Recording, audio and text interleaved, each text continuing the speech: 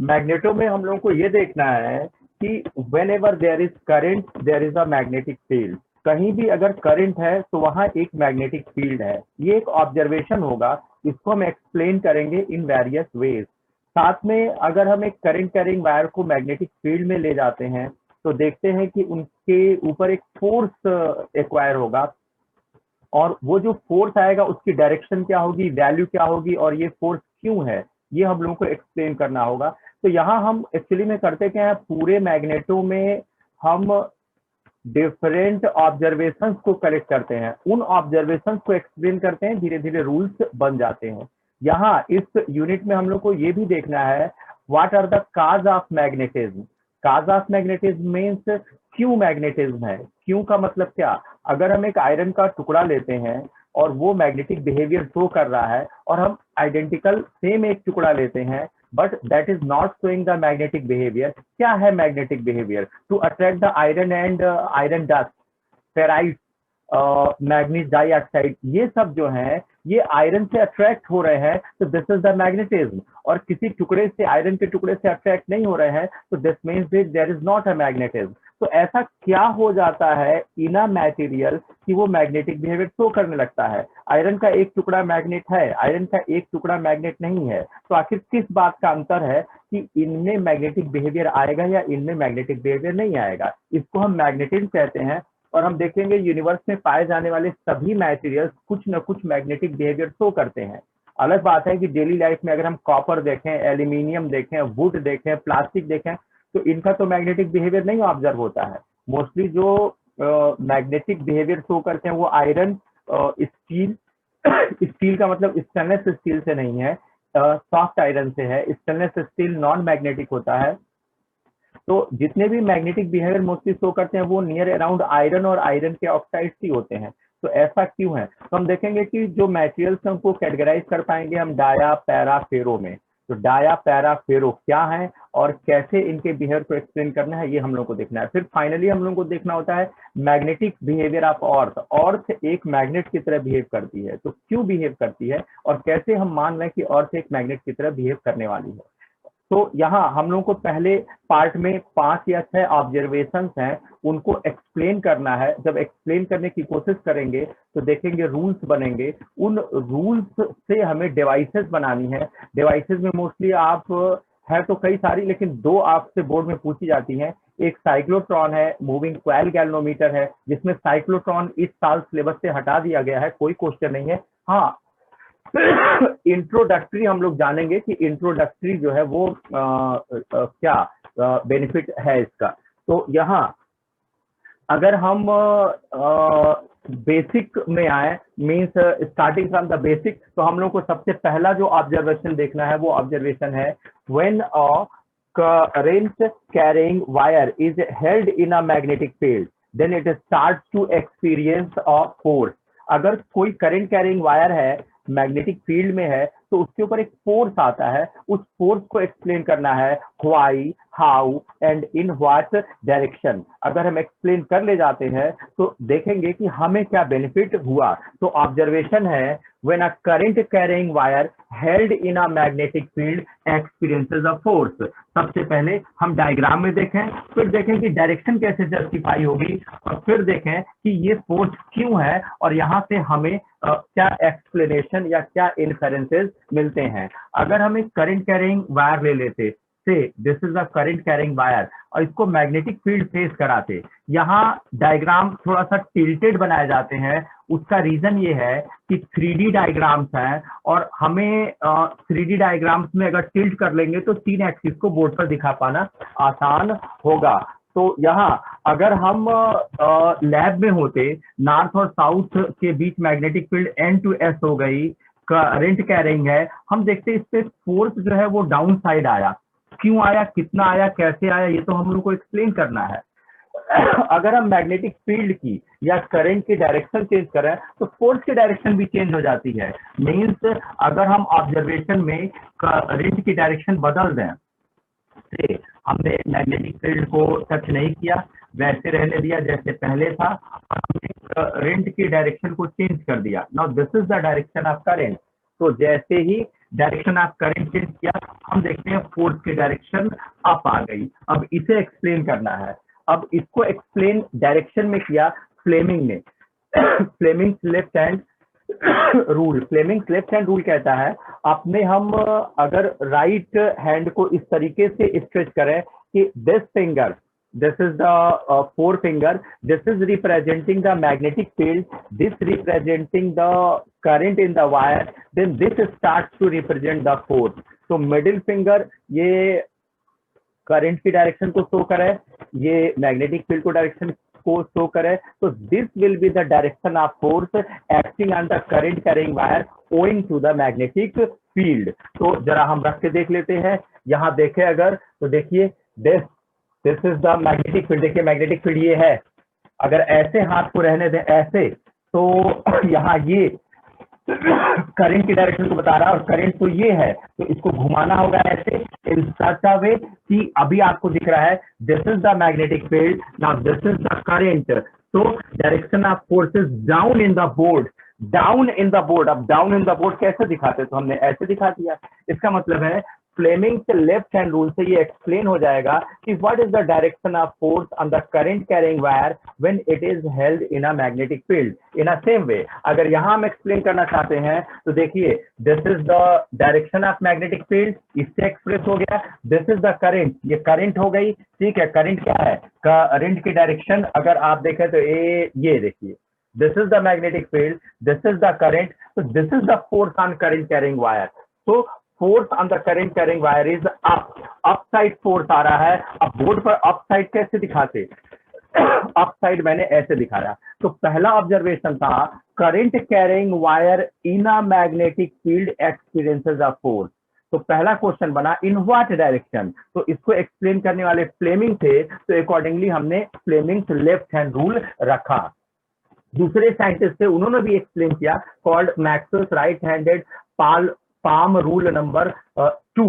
तो Maxwell's right handed palm rule number 2 ये कहते हैं अपने राइट हैंड को इस तरीके से स्ट्रेच कीजिए इन सच अ वे कि ये मैग्नेटिक फील्ड को शो कर दें, ये करंट को शो कर दें। तो पाम साइड जो मोमेंट होगा that will represent the direction of force on a current carrying conductor. दोबारा देख लीजिए, ये फिंगर मैग्नेटिक फील्ड को शो करती हो, ये करंट को शो करता हो, तो जिधर पाम होगा उस साइड चलकर जाने पर जो एरो जनरेट होगा that will be the direction of the force acting on the current carrying wire. चलिए देखते हैं, अगर हम अपने राइट हैंड को ऐसे स्ट्रेच करें, ये फिंगर मैग्नेटिक फील्ड को शो कर रही है, ये करंट को शो कर रहा है, तो palm is inside, force is in the board plane, this is in the board plane. यहां अगर देखें तो यहां देखेंगे तो आपको हाथ ऐसे करना पड़ेगा, क्यों, ये तो मैग्नेटिक फील्ड, ऐसे करेंगे तो भी ये मैग्नेटिक फील्ड है, ऐसे करेंगे तो भी ये मैग्नेटिक फील्ड है, तो फिर ऐसे क्यों कर रहे हैं, क्योंकि thumb is the direction of current. देखिए direction of current is down, तो ये फिंगर कह रही है कि मैग्नेटिक फील्ड इज दिस, ये थंब कह रहा है कि करंट इज दिस, तो ये पाम कह रहा है magnetic force will be this, यानी up to the board, up to the board means up. तो इस तरीके से स्ट्रेट करंट कैरिंग वायर पर मैग्नेटिक फील्ड में लगने वाले फोर्स को Fleming's left hand rule and Maxwell's right hand palm rule number 2 से एक्सप्लेन कर लिया गया। अब क्वेश्चन है why this force is acting and of how much amount this force is acting, क्यों लग रहा है और कितना लग रहा है। इससे क्यों लग रहा है, इसके लिए ऑब्जर्वेशन लिया साइंटिस्ट, जिस साइंटिस्ट ने लिया that is called DQV sine theta, that is called Lorentz force, यानी मैग्नेटिक फोर्स जो लग रहा है उसको एक्सप्लेन करने वाले साइंटिस्ट लॉरेंज है। तो यहाँ वर्ड आया Lorentz force, magnetic force, Lorentz force. इसके पहले इलेक्ट्रिकल फोर्स आप इलेक्ट्रोस्टैट में पढ़ चुके हैं, ग्रेविटेशनल फोर्स आप क्लास 11th में पढ़ चुके हैं। तो मैग्नेटिक फोर्स को एक्सप्लेन किया था लॉरेंज ने। लॉरेंज ने लैब में ये देखा कि अगर चार्ज Q v वेलोसिटी से B मैग्नेटिक फील्ड में एंटर कर जाए तो जो फोर्स एक्सपीरियंस करता है is directly proportional to charge, directly proportional to entering velocity and directly proportional to the strength of the magnetic field. जब उन्होंने लैबोरेटरिकली कलेक्ट किया तो पाया कि वैल्यू है BQV। लेकिन यहां इस बात का ध्यान रखा था कि entering charge was perpendicular to the external magnetic field. भाई हम चार्ज को different angle with respect to magnetic field में एंटर करा सकते थे। हम यहाँ जो केस ले रहे हैं वो केस है charge entering in a direction perpendicular to the magnetic field. अगर कोई चार्ज मैग्नेटिक फील्ड के परपेंडिकुलर एंटर करता है तो उससे फोर्स की जो वैल्यू आएगी that will be the BQE। इसको डायग्राम में कैसे देखें? अब देखिए यहाँ 3D है, तो 3D को एक्सप्रेस करने के लिए आप एक पाम ऐसे कंसीडर कीजिए, तो एक एक्सिस ये बन जाएगा, एक एक्सिस ये बन जाएगा, और अगर एक दूसरी पाम ऐसे ऐड कर दीजिए तो एक एक्सिस ये जनरेट हो जाएगा। Means 2 palms connected at right angle is able to generate the 3 axes, एक एक्सिस, 2 एक्सिस और ये वाली तीसरी एक्सिस। ये जैसे आप बुक ओपन करते हैं तो ऐसे दिखता है। तो यहाँ अगर हम बोर्ड पर बनाए तो ये कैसा दिखेगा? अगर हम बोर्ड पर बनाए तो ये हमें ऐसा दिखेगा। ये देखिए, ये एक हो गया प्लेन, एक पाम हो गया, और ये दूसरी पाम हो गई। this is one axis, this is another axis, and this is the third axis। हो गई 3 axis mutually at right angle to each other. अब इन 3 एक्सिस पर हम देख सकते हैं कि एक चार्ज की एंटरिंग वेलोसिटी है, एक मैग्नेटिक फील्ड है, तो एक फोर्स होगा। आप फ्लेमिंग्स लेफ्ट हैंड रूल से देखिए, दिस ये फोर्स है, ये मैग्नेटिक फील्ड है, ये रनिंग चार्ज है, क्योंकि रनिंग चार्ज की डायरेक्शन ही, पॉजिटिव रनिंग चार्ज की डायरेक्शन ही करंट की डायरेक्शन है। मीन्स इसको हम मैग्नेटिक फील्ड लेने वाले हैं, इसको एंटरिंग वेलोसिटी की डायरेक्शन लेने वाले हैं। तो फ्लेमिंग्स लेफ्ट हैंड या Maxwell's right hand palm rule number 2 के अकॉर्डिंगली इस पर फोर्स आएगा, ये चार्ज है। तो अगर चार्ज Q v वेलोसिटी से मैग्नेटिक फील्ड के परपेंडिकुलर एंटर कर रहा है तो उसके ऊपर एक फोर्स लग रहा होगा perpendicular to both V and V। V पर भी परपेंडिकुलर है, V पर भी परपेंडिकुलर है, ये फोर्स लग रहा होगा। इसकी न्यूमेरिकल वैल्यू थी BQV। अब उन्होंने ये देखा कि if V not perpendicular to B means charge entering in any direction, तो इस केस में उन्होंने देखा कि फोर्स की वैल्यू थोड़ी कम हो गई, तो उसको उन्होंने डायग्रामेटिकली कैसे दिखाया? इसको उन्होंने डायग्रामेटिकली कैसे दिखाया ये देख सकते हैं। यहाँ अगर हम फिर वही डायग्राम बनाए जो पहले बनाए थे, लेकिन entering direction at any angle show करना हो तो कैसे शो करेंगे? ये देखिए, ये हमारे पास स्ट्रक्चर है to generate the 3 perpendicular axis. एक एक्सिस हमारे पास ये जनरेट हो गई, एक एक्सिस हमारे पास ये जनरेट हो गई, एंड एक एक्सिस हमारे पास ये जनरेट हो गई। ठीक है, this is the magnetic field, और हम एंटरिंग इस लाइन पर ले ले रहे हैं, this V at an angle theta with respect to the magnetic field। तो फ्लेमिंग्स लेफ्ट हैंड के अकॉर्डिंगली हम ऐसे बनाते थे, this is the magnetic field, this is the velocity, then this is the force. इस वेलोसिटी को different part में अगर देखें तो इसकी डिफरेंट एक्सिस ऐसे आएंगे। देखिए ऐसे ही तो है, this is the magnetic field, this is the velocity, this is the angle between the entering velocity of charge to the magnetic field, this is the force. अभी इस वेलोसिटी के 2 कंपोनेंट होने वाले हैं, V का cos theta called V parallel to the magnetic field, और एक component इस पर आने वाला है called V perpendicular, that is perpendicular to the magnetic field. Lorentz ने ये देखा कि वेलोसिटी का जो part perpendicular to magnetic field होता है that is used to generate the force. क्यों, कैसे पता चला होगा? जब मैग्नेटिक फील्ड लाइन पर ही फेंका तो कोई फोर्स ही नहीं आया, इसका मतलब है V का V पैरेलल वेस्ट हो गया। V का V परपेंडिकुलर जो था वो मैग्नेटिक फोर्स या लॉरेंज फोर्स में काउंट हुआ। इसका मतलब है कि जब कोई चार्ज Q V वेलोसिटी से in a magnetic field at any angle theta पर एंटर करेगा तो उस केस पे जो फोर्स आएगा that force will be the BQV perpendicular, यानी Lorentz force acting on charge can be written as BQV perpendicular. तो BQV perpendicular is the V sin theta, BQV sin theta। When a charge Q entering in a magnetic field B with the velocity V at an angle theta starts to experience a force of value BQV sin theta। दिख रहा है theta is equal to 0 degree और 180 degree होगा तो magnetic force 0 होगा, यानी moving charge on the line of magnetic field doesn't experience any force. अगर कोई चार्ज मैग्नेटिक फील्ड की डायरेक्शन में है या अगेंस्ट में है तो उनके ऊपर कोई फोर्स नहीं लगता, वो अपने ट्रैक पर मेंटेन रहते हैं। और at any angle to the magnetic field है तो उनके ऊपर फोर्स लगेगा, उनकी डायरेक्शन चेंज हो जाएगी। अगर मैं कहता charge in rest in a magnetic field, charge को धीरे से रख दिया गया मैग्नेटिक फील्ड में, तो उस केस में कोई मैग्नेटिक फोर्स नहीं लगेगा।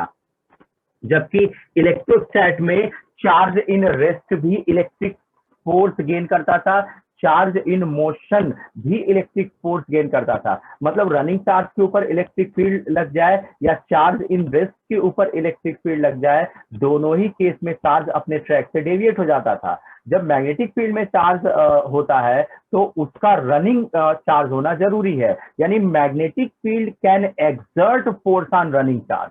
ये कंक्लूजन था लॉरेंज का कि एक रनिंग चार्ज जब मैग्नेटिक फील्ड को फेस करता है तो फोर्स गेन करता है। तो अब आइए हम उस इन्फेरेंस को या उस ऑब्जर्वेशन को एक्सप्लेन करने की कोशिश करें जो इसके पहले हमने देखा। इसके पहले हमने ये देखा कि current carrying wire coming in a magnetic field is experiencing a force. तो क्वेश्चन था इन व्हाट डायरेक्शन, तो आंसर था आप फ्लेमिंग्स लेफ्ट हैंड रूल लगा सकते थे या आप Maxwell's right hand palm rule number 2 लगा सकते थे। अभी दूसरा क्वेश्चन उठा व्हाई, तो व्हाई के लिए मैंने ऑब्जर्वेशन बताया आपको कि लॉरेंज एक साइंटिस्ट थे, उन्होंने ये देखा कि running charge in a magnetic field force express करते हैं। लैबोरेटरिकली उन्होंने सर्च किया तो फोर्स की वैल्यू आई BQV साइन थीटा, और अब इन्होंने इस बेसिस पर एक्सप्लेन किया कि एक स्ट्रेट करंट कैरिंग कंडक्टर पर मैग्नेटिक फील्ड से फोर्स कितना लग सकता है। Means force experienced bye a current carrying conductor held in a magnetic field. उनका ये कहना था कि आप एक करंट कैरिंग वायर ले लीजिए, हमने एक वायर का टुकड़ा लिया and say I current is flowing in this, और हमने इसको मैग्नेटिक फील्ड में एट सम एंगल पर रख दिया। अब आपको क्या लग रहा है, ये ऐसे सीधा पड़ा रहेगा क्या? आंसर है नो। अगर ये फ्री है तो फोर्स की डायरेक्शन में शिफ्ट हो जाएगा, अगर ये बंधा हुआ है तो ये बेंडिंग शो करेगा। अगर फ्लेमिंग्स लेफ्ट हैंड रूल या Maxwell's right hand palm rule number 2 से देखना चाहें बेंडिंग, तो देख सकते हैं आप। This is the magnetic field, this is the current at any angle with respect to the magnetic field। अरे रनिंग चार्ज ही करंट होता है, तो रनिंग चार्ज की जो डायरेक्शन होती है वही करंट की डायरेक्शन भी होगी। तो this is the magnetic field, this is the running charge और direction of current, this is the magnetic force. इसके ऊपर फोर्स अप आएगा, ये अप साइड बेंड हो जाएगा। अगर ये अप साइड बेंड हो रहा है तो कितने वैल्यू से बेंड हो रहा है ये जानना है, या कितने वैल्यू का फोर्स एक्सपीरियंस कर रहा है। अब आप इसको लॉरेंज ऑब्जर्वेशन के बेसिस पर एक्सप्लेन कर सकते हैं। कैसे? ये करंट क्यों है? रनिंग इलेक्ट्रॉन की वजह से है। जो इलेक्ट्रॉन्स हैं वो under the influence of electric field दौड़ रहे हैं, इधर चल रहा होगा electron with the velocity drift velocity, तब ये करंट आई मिली होगी। और याद कीजिए करंट का इलेक्ट्रॉनों की ड्रिफ्ट वेलोसिटी के साथ रिलेशन आपने करंट इलेक्ट्रिसिटी में पढ़ा था, NEAVD means due to running electrons under the influence of electric field we are getting a current I which can be written as I is equal to NEAVD। और आपने ये तो current electricity से पढ़ा, आपने अभी पढ़ा कि अगर कोई charge running with some velocity in a magnetic field at a angle theta हो तो उसके ऊपर एक मैग्नेटिक फोर्स जनरेट होता है BQV साइन थीटा। B की जगह एक इलेक्ट्रॉन लिया, सॉरी BQV, B की जगह मैग्नेटिक फील्ड ली, चार्ज की जगह एक इलेक्ट्रॉन लिया, V की जगह ड्रिफ्ट वेलोसिटी ऑफ इलेक्ट्रॉन ले ली, एंड साइन थीटा, तो साइन थीटा ही है। Means for a running electron is experiencing a magnetic force of value BEVD sine theta. ये लॉरेंज फोर्स है। Electrons are running so experiencing a magnetic force according to Lorentz having the value BQV sin theta, Q की जगह एक electron, V की जगह VD। अब कितने electron है ये भी ढूंढ लीजिए। एक इलेक्ट्रॉन फोर्स एक्सपीरियंस करता है इतना, तो कितने रनिंग इलेक्ट्रॉन है? याद कीजिए A is the area, cross sectional area of the wire L is the length and N is the number of free electrons per unit volume.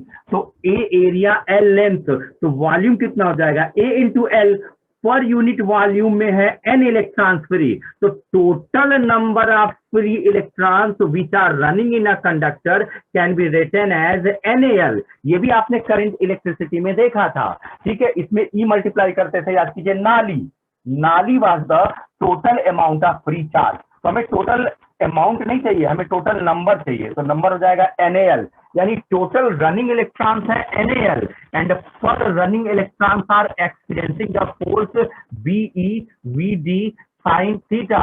अगर दोनों को हम मल्टीप्लाई कर दें तो आ जाएगा total force on all running electron and total force on all running electron will be the force of conductor। क्यों conductor पर फोर्स लगा? क्योंकि रनिंग इलेक्ट्रॉन कंटेन कर रहा है, और लॉरेंज ने बोला कि running charges in a magnetic field experiences a force. तो जब कोई करंट कैरिंग वायर किसी मैग्नेटिक फील्ड में आता है तो उसके अंदर रनिंग चार्जेस होते हैं, और running charges in a magnetic field Lorentz force gain करते हैं, वैल्यू होता है BQ sin थीटा। तो एक स्ट्रेट करंट कैरिंग कंडक्टर पर अगर हम फोर्स निकालने की कोशिश कर रहे हैं तो स्टेप 1 निकालना होगा पर रनिंग इलेक्ट्रॉन पर कितना फोर्स, स्टेप 2 कितने running electron, step 3 total number of running electron and per running electron is experiencing a force BeVd sin theta.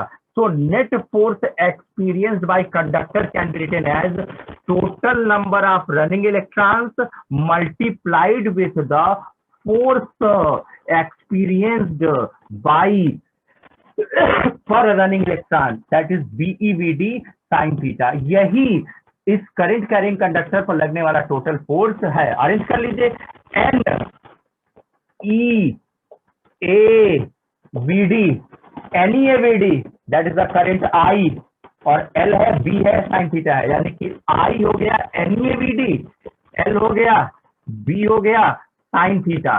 ठीक से लिखे, बिलाई sin theta, BLI sin theta. अगर एक L लेंथ का कंडक्टर है containing the current I held in a magnetic field B at an angle theta, then experiencing a force of value बिलाई sin theta. इस तरीके से हमने एक ऑब्जर्वेशन एक्सप्लेन किया।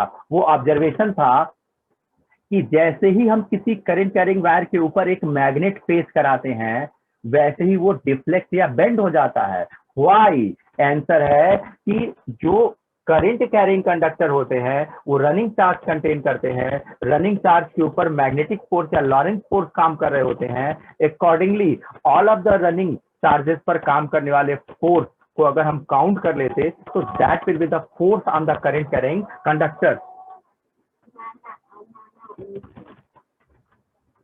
तो यहाँ हमारे पास जो टोटल रनिंग चार्जेस हैं उन टोटल रनिंग चार्जेस के ऊपर अगर हमने फोर्स काउंट कर लिया तो वही फोर्स कंडक्टर पर आ जाएगा। अब हमको यहाँ से क्या बेनिफिट हुआ? यहाँ से इस ऑब्जर्वेशन से हमें जो बेनिफिट होने वाला है वो बेनिफिट है कि हम मोशन ऑफ चार्ज को डिफाइन कर पाएंगे in a magnetic field. Motion of charge in a magnetic field, जैसे आपने motion of charge in electric field define किया था कि अगर चार्ज इन रेस्ट है इन अ इलेक्ट्रिक फील्ड है तो वो एक फोर्स गेन कर रहा था, और फोर्स को गेन करने के बाद स्ट्रेट लाइन ट्रैक पर मेंटेन हो जा रहा था। अगर रनिंग चार्ज है तो वो या तो एक्सीलरेट हो रहा था इलेक्ट्रोस्टैट में या डी एक्सीलरेट हो रहा था। और अगर आपने चार्ज को इलेक्ट्रिक फील्ड में परपेंडिकुलरली लॉन्च कर दिया था तो उस केस में वो पैराबोलिक या प्रोजेक्टाइल मोशन की तरह पैराबोलिक प्रोफाइल पर मूव कर रहा था। हमारे कहने का मतलब ये है कि आपने इलेक्ट्रोस्टैट में चार्ज का बिहेवियर स्टडी किया था और अब हम मैग्नेटोस्टैट में चार्ज का बिहेवियर स्टडी करने जा रहे हैं। मैग्नेटोस्टैट में चार्ज के बिहेवियर को स्टडी करने के लिए आपके पास एक इन्फेरेंस का एक्सप्लेनेशन है, उस बेसिस पर हम आगे बढ़ सकते हैं। तो यहाँ हमने एक्सप्लेन किया कि करंट कैरिंग वायर को मैग्नेटिक फील्ड में लाने पर उस पर फोर्स क्यों लगता है, कितना लगता है और किस डायरेक्शन में लगता है। और हमारे यहाँ एक रूल लगा और वो रूल है running charge in a magnetic field experiences a force. यहाँ सबसे पहला टॉपिक आया मोशन ऑफ चार्ज।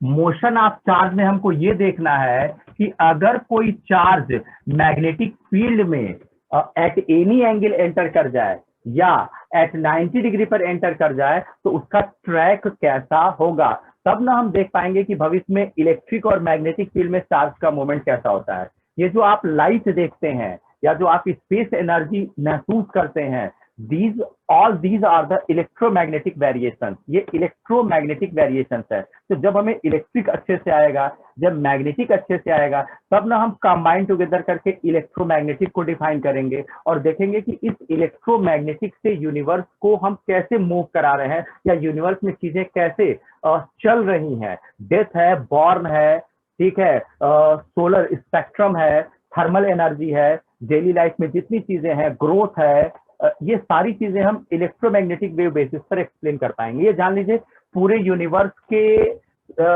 जो एग्जिस्टेंस की बात हो रही है, ये existence owing to the electromagnetic radiation है। अगर सोलर लाइट नहीं होती तो फोटोसिंथेसिस नहीं होता, प्लांट्स नहीं सर्वाइव करते, और प्लांट्स पर हम या एनिमल डिपेंडेंट है तो वो भी नहीं सर्वाइव करते, ठीक है।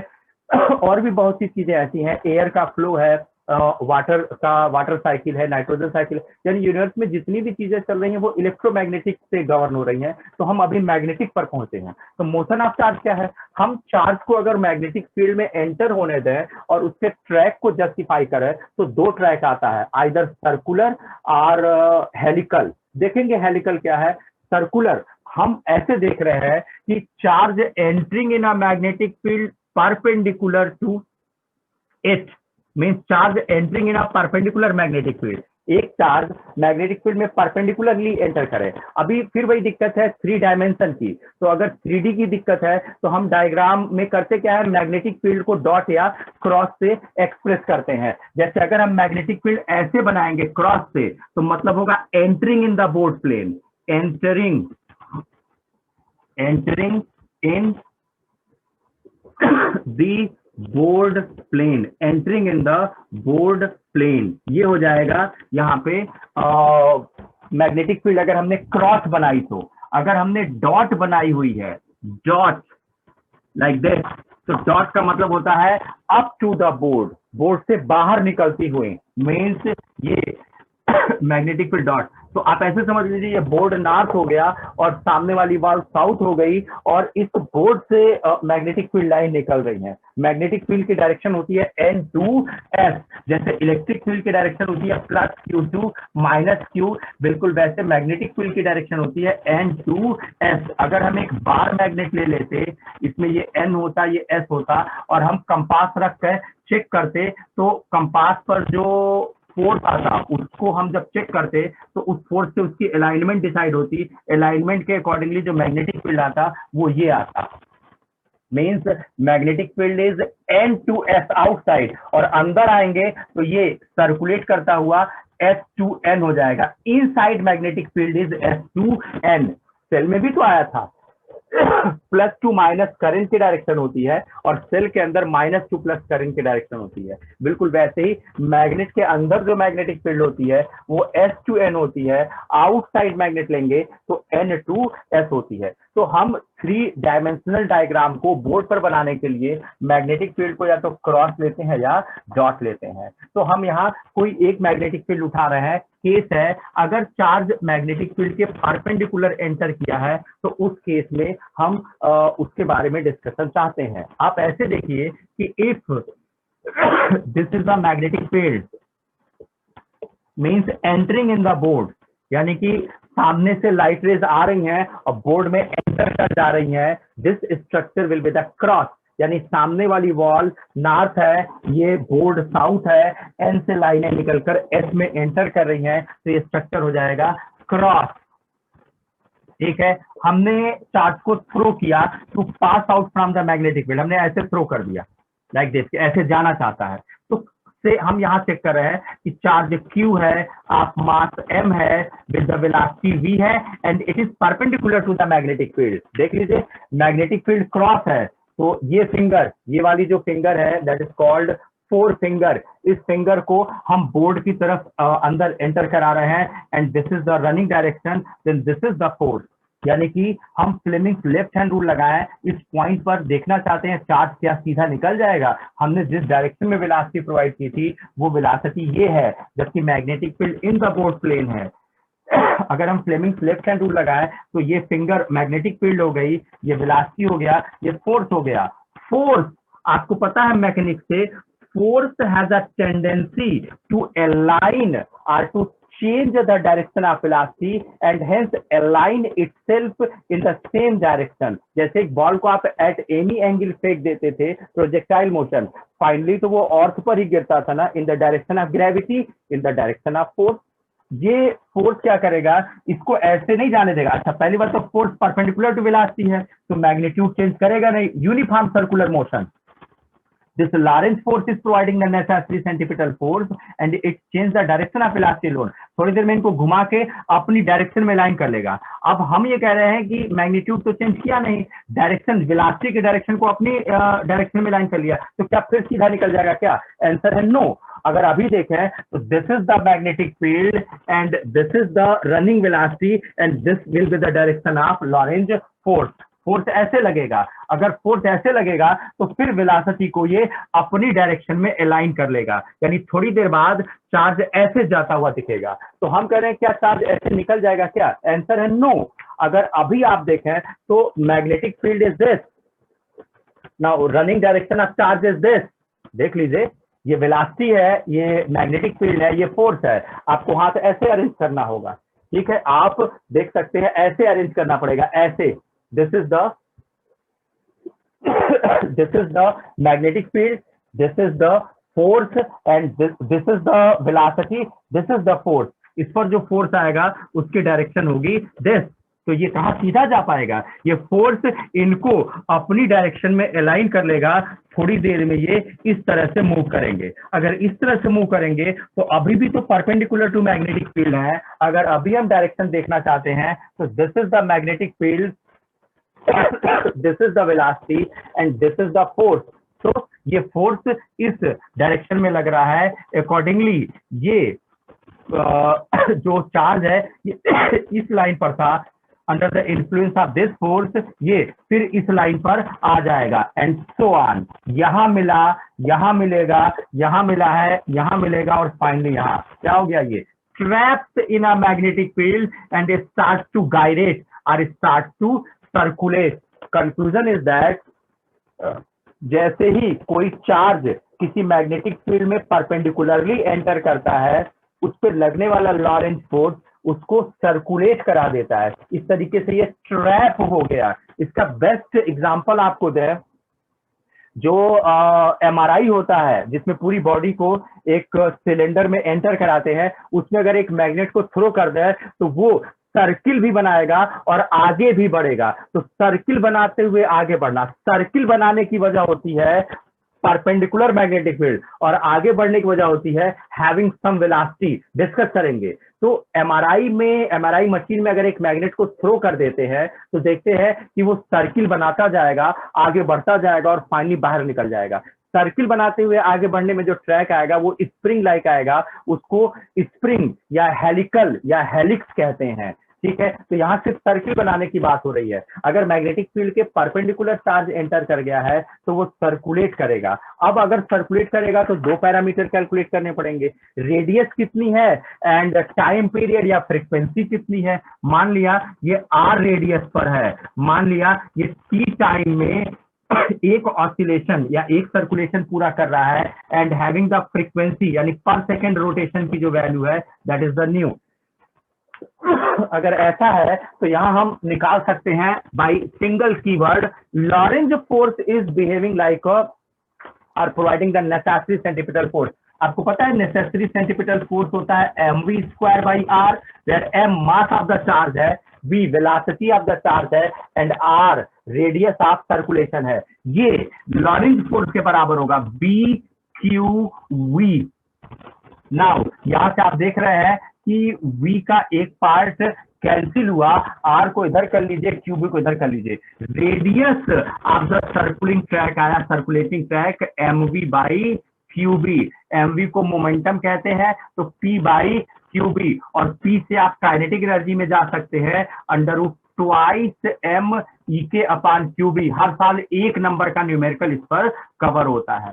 मींस अगर एम मास का कोई चार्ज क्यू वी वेलोसिटी से बी मैग्नेटिक फील्ड में एंटर कर रहा है परपेंडिकुलरली, तो उसका जो सर्कुलेटिंग ट्रैक होगा will be of radius M V by Q B. P momentum है, क्यू चार्ज है, बी मैग्नेटिक फील्ड में है, परपेंडिकुलर मैग्नेटिक फील्ड में एंटरिंग है, तो R will be the P upon Q B. अगर E के एनर्जी से एंटर कर रहा है आप mass M having the charge Q in a magnetic field B at a right angle, तो रेडियस हो जाएगा under root twice M E के upon Q B. Time period कैसे पता चलेगा? क्लास 11th में सेटेलाइट का टाइम पीरियड जैसे निकाले थे वैसे इसका निकाल लीजिए। टाइम होता है distance upon velocity, distance is the 2 pi r, velocity is the v, r की वैल्यू रख दीजिए।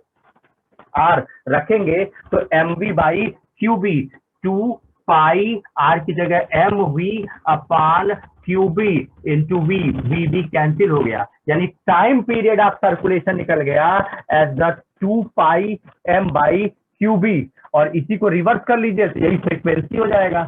लेक्चर ऑफ होने वाला है इन अ सम सेकेंड, तो हम लोग यहाँ के बाद अगर कट जाता है तो कल देखेंगे। Nu is equal to reverse of the time period हो जाएगा Q B upon 2 pi M.